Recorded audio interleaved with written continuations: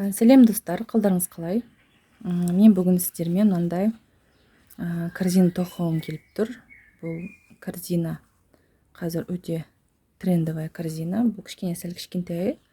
Мен осыны үлкен сізге көрсеткім келіп тұр қазір, данный момент. Бұл джутовая веревка деген сонымен тоқылады. Строительный магазин сатып алса болады, магазин рукоделиеден сатып алса болады. Но старайтесь жаңағы магазин рукоделиеден алуға, себебі строительный магазиндерде иісі жаман. Мен строительный алғам, қазір иісі енді керемет болып отыр. Содан кейін маған керегі мынандай белевой шнур. Осындай белевой шнур деп аталады. Сол строительный магазиндерден алсаңыз болады. Или канатная веревка деген болады. Канатная веревка бұдан қалыңырау, где-то бір диаметрі примерно сантиметр болады. Бізге керек енді крючок. Бұл крючокпен тоқылатын дүние. Астынан бастаймыз. Спираль ретінде алып шығамыз. Ең бірінші бізге крючокқа скользящий петля жасаймыз. Крючок менде номер 6,5. Скользящая петля. Мына кончикті қолымызбен ұстап тұрамыз да, мына екі саусақты айналдырамыз. Бірақ мынау жібіміз біздің рабочий. Мына бірінші айналдырғанның артынан келіп тұрады. Енді бірінші жіптен екінші жіпті шығарамыз да, тартпаймыз, осы күйінде ұстап тұрамыз. Кішкентеңі тартпаймыз, мынаны тартпаймыз. Жай саусақтарымызбен әшейін былай фиксируем, ұстап тұрамыз. Енді осы сол петлядан қайтадан петля шығарамыз. Енді тартамыз. Біздің скользящая петля дайын. Енді бір петля подъема обязательно керек.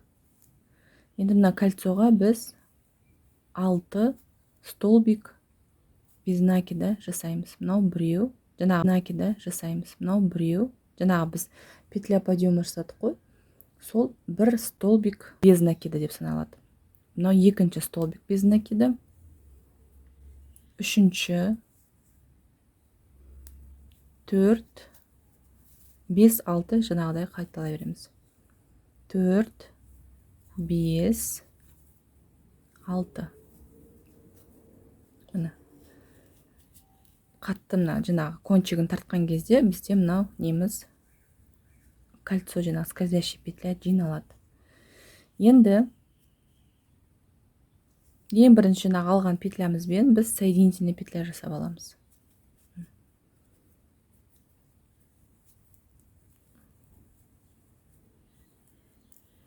Кене қаттырақ алып қойыппын.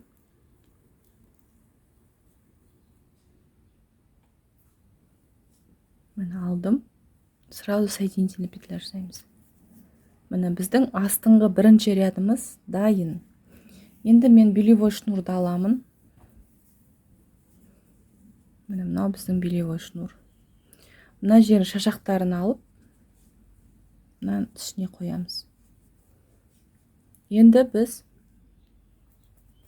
әр петляға, 6 петляның әрқайсына 2-2-ден 2 столбиктен алып отырамыз, бірақ мына жібімізді арасына салып отырамыз. Қарап тұрыңыз қазір. Енді біз қазір спираль ретінде кетеміз. Петля подъема бізге болмайды. По спирали тоқимыз қазір. Круговую дейді ғой, ешқандай подъема болмайды. Мына 2 петлямыздың стенкасын аламыз. Жіпті крючоктың үстіне қоямыз. Міне. Сол жіптің астынан мынаның үстінен шығарамыз. Бір петля. Енді тура сол жерден екінші петляны шығарамыз. Сонда былай қарап тұрсаңыз, біз мына белевой шнурымызды айналдырып тоқып шығамыз бірге. Екінші петля. То же самое 2 петля алып шығамыз. Тура сол жерден. Жібімізді мына мынау жібімізді тартып кішкене ұстап тұрамыз. Үшінші петля. Әр петляға екі-екіден столбик без накида. Бірақ мына біздің белевой шнурымызды айналдырып тоқып тұрамыз. Үшінші петля кетті. Енді төртінші. Қазіргі таңда осындай джуттан тоқылған корзиналар өте в тренде қазір, данный момент десек болады. Так, төртінші, бесінші петля.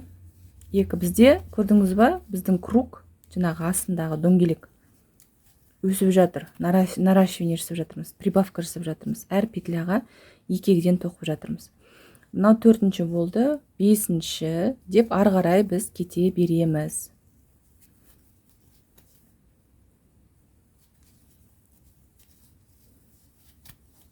Міне біз қазір мына жерді тоқып жатырмыз, көрдіңіз бе? Енді біз қазір бірінші рет біз мынаны тоқыдық жаңа, қазір екінші рет тоқып жатырмыз. Екінші ретқа келдік. Жоқ, келген жоқпыз. Мынау бесінші, алтыншы петля. Әр петляға біз екі-екіден тоқимыз. Енді үшінші петляға ауыстық. Үшінші петля бізде қалай болады? Бірінші петляға біреу, екінші петляға екі петля. Қазір көрсетем. Біреу. Мынаған уже екі петля тоқимыз. Мына жібімізді кішкене тартып қойыңыздар. Бос болып қалмасын арасы. Қатты тартпаймыз тоже. Қатты тартып қалсаңыз жиырылады. Көрдіңіздер ма? Мына жерге мен екі петля тоқыдым. Мына жерде біреу, екеу. Чередовать, кезек-кезек кесіп отырамыз. Енді біреу, бір петля без накида, бір столбик без накида. Келесі петляға екі столбик без накида. Тағы да столбик с одним, без накида, бір столбик. Келесіне екі столбик без накида жүреміз. Бұлардың терминдері орысша келеді. Сол себепті мен орысша айта берейін. Мен егер тағы да айттым сіздерге неден алыңыздар деп, рукоделие себебі строительный магазин алсаңыздар, көріңіздер, мусоры да көп екен. Ары қарай жалғастырамыз. Мына жерге дейін, мына басында біздің басымыз мына жерде. Мен қазір бұны белгілеп қоямын. Начало бізде мына жерде болады. Мына көріп тұрсаңыз, мына жіп шығып тұрғанның төбесінде, мынау бізде начало ряда. Начало ряда. Так, мына жерде мен екеу тоқыдым. Келесі петляға бір столбик без накида. Келесі петляға екі столбик без накида. Тағы да бір столбик без накида. Екіншісіне екі столбик без накида жүреді. Тағы да последний, соңғы екіншісіне екі столбик без накида. Қазір біз үшінші рядқа көшеміз. Үшінші рядта біз уже бір столбик без накида, бір столбик без накида. Екіншісіне мына жерге екі столбик без накида жүреміз. То есть мына екі столбиктің үстіне, мына галочканың үстінен екі рет тоқып отырамыз. Келесі рядқа көшеміз. Бұл бізде үшінші ряд. 1, 2, 3. Үшінші рядқа көшеміз. Енді бізде петлямыздың саны үлкейгендіктен біз бір столбик без накида, екінші столбик без накида, үшінші петляға біз екі столбик без накида тоқимыз. Тағы да 6 петля қосылады бізге. Біреу, екеу. Үшінші петлямызға біз екі столбик тоқимыз. тура сол жерге, жаңа алған алдындағы петляның тура сол жерге екінші столбик тоқимыз. Мына жерде менде түйін, бұған қарамаймыз, ары қарай тоқи береміз, себебі бұл джуттың ішіне көрінбей тығылып кетеді. Үшінші петляға 2 столбик без накида тоқимыз. Мына екеуін жақын араластырып, жақындап қоямыз да. Міне былай түйін. Көріңіздер, мына арасы түйін болып тұр. Егер де сізде осында түйін болса, біріне бірін былай жақындап қоямыз. Міне, ары қарай тоқи береміз. Так, мен екеуін мында тоқыдым. Келесі столбик бізде 1, 2. Үшіншісіне 2 столбик без накида. Ары қарай жалғастырамыз. Біз қазір 1, 2, 3, 4-ші рет тоқып жатырмыз. 2. Үшіншісіне 2 столбика с одним накидом тоқимыз. Осылай етіп бізде әр рядта бір петлядан қосылып тұрады. Мысалы, келесі 4-ші рядта біз уже 2 столбик с одним накидом тоқымаймыз, 3 столбик с одним накидом, 4-шісіне 2 столбика с одним накидом тоқимыз. Ары қарай тоқуымызды жалғастырамыз. Біз қазір 5-ші рядқа көшеміз. Сол жерде кішкене бізде вязаниямыз, ары қарай тоқымамыз кішкене өзгереді. Количество петель, жаңағы біздің петеліміздің жаңағы саны өзгереді. То есть әр ряд сайын біз 6 петлядан қосып отырамыз.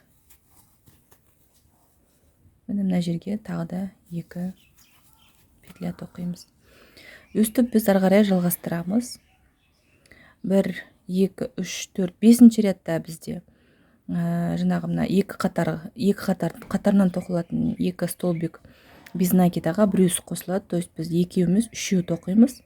4-шісіне жаңағы қайталап айтып кетейін, 4-ші петляға 2 столбик с одним накидом. Әр қатар сайын жаңағы қатарынан тоқылатын бір жалғыз столбиктер бізге саны өсіп отырады. Смотря қандай, мысалы, біздің корзинамыздың жаңағы табаны қандай болғанына қалағанша сол размерге дейін тоқисыздар. Мүмкін сіздер үлкен корзина тоқыңыз келеді, 10 қатарлы. Мысалы, мен қазір кішкене тоқып шығайын, өзім соңын көрсетемін сіздерге. Қазір мен 4-ші ретті тоқтатамын. Ары қарай самостоятельно өзіміз жұмыс істейміз. Дәл осы видеодағыдай количество петель, артындағы қосылып отыратын петельдер қосылып отырады, саны артып отырады. Әр рядқа біз 6 петлядан қосып отырамыз. Қалаған үлкендігіңіздің жаңағы размеріне байланысты өзіңіз тоқисыздар. 7 ряд па, 6 ряд па, 5 ряд па, оған қатып қалған ешқандай қағида жоқ. Прям 5 ряд деп. Мен қазір 5-ші ряд, где-то бір 8 ряд тоқимын. Мен тоқып болдым. Мына біздің донышко дейді ғой, орысша айтқанда. Біздің корзинамыздың асты жағы, мына изнаночный сторонасы. Енді бізге біздің корзинамыздың жаңағы жанын тоқимыз. Ол үшін біз аламыз, мына петляларды аламыз. Көрдіңіздер, бізде косичка тұр. Осы косичканы аларда арт жағындағы петляның бір несін алып отырамыз. Жалғыз өзін алмаймыз. Астында, мені көрдіңіздер, мындай тағы да петля болады. Осыны бірге іліп алып отырамыз. Енді мына жіпті осы мына косичканың үстінен қоямыз.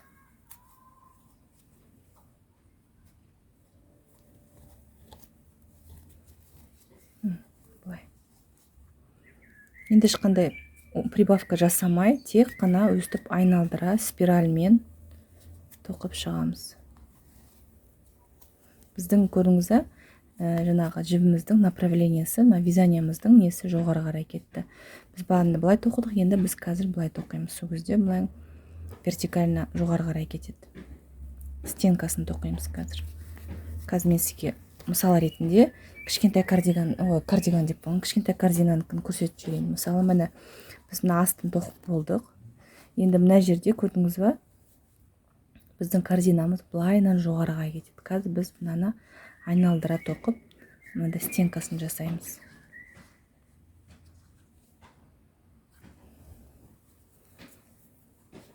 Мына косичканың жалғыз өзін алмаймыз.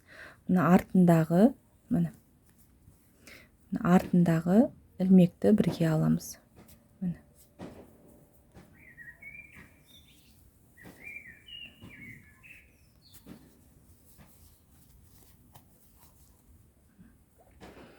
Осылай енді қалаған биіктікке дейін ешқандай прибавка, убавка жасамай, қалаған биіктікке дейін өзіміз тоқып шығамыз.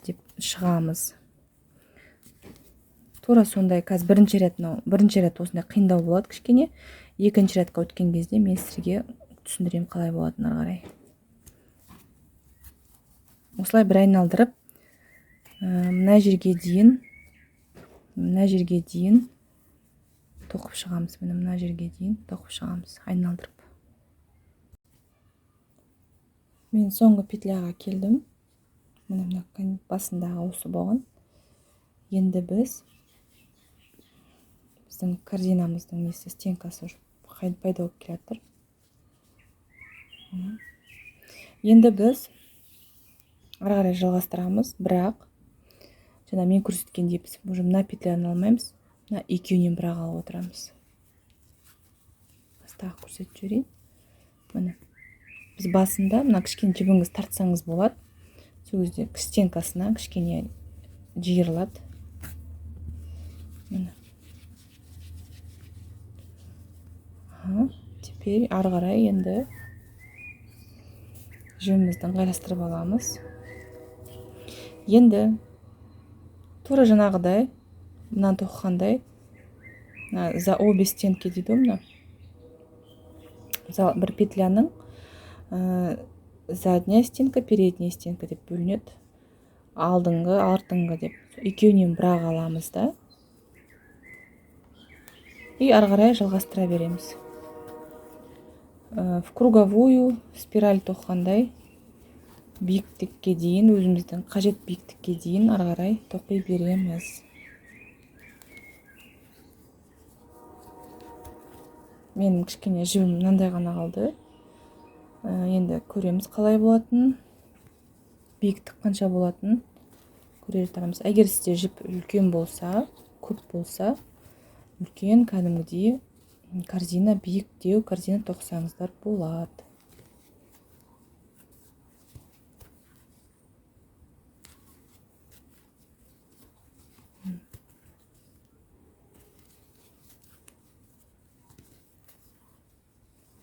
Міне өстіп ары қарай мына немізді жалғастыра береміз.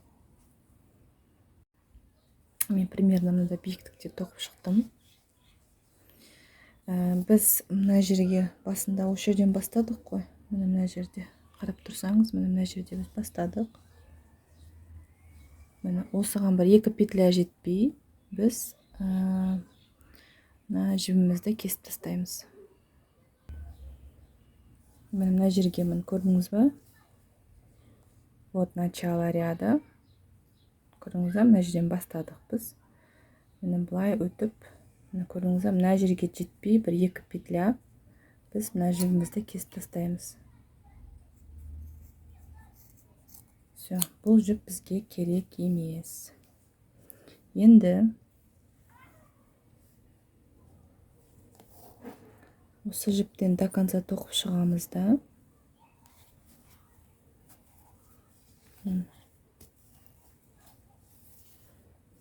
Тоқып шығамыз да, міне соңғы петля. Осы жерден біз жаңағы соединительный петля дейді, жаңағы полустолбиктер тоқимыз. Жартылай тоқылған столбиктер тоқимыз. Ол қалай тоқылады? Мына петлямызға крючогымызды салып, петлямызды сразу шығарып аламыз. Келесі тоже солай. И өстіп до конца мына полностью біздің немізді айналдырып тоқып шығамыз. Сол кезде бұл кішкене жаңағы жинақылық береді біздің неге, корзинаға. Мына окантовка береді кішкене. Сол кезде корзинамыз кішкене более жинақы, әдемі көрінетін болады. Өстіп до конца соединительный жаңағы полустолбикпен айналдыра тоқып шығамыз.